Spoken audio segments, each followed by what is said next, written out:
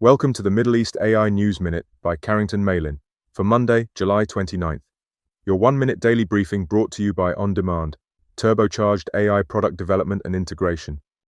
The UAE's National Artificial Intelligence Program, in collaboration with the National Program for Coders, launches the 6th annual edition of the UAE Artificial Intelligence Camp today.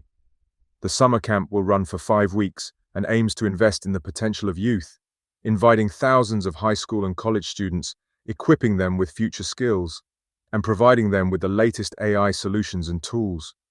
Meanwhile, the UAE Cybersecurity Council has confirmed that it is working on 3 new policies to be issued by the end of 2024 in the wake of the global CrowdStrike cybersecurity crisis earlier this month.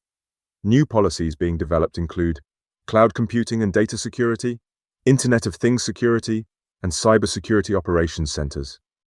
And Abu Dhabi-based big data analytics company Presight led a workshop on the potential of artificial intelligence for the public sector in Addis Ababa.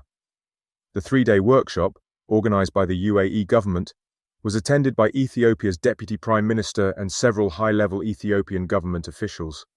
These were today's top Middle East AI news stories, brought to you by OnDemand. See my weekly news digest for more stories and useful links. Thanks for listening.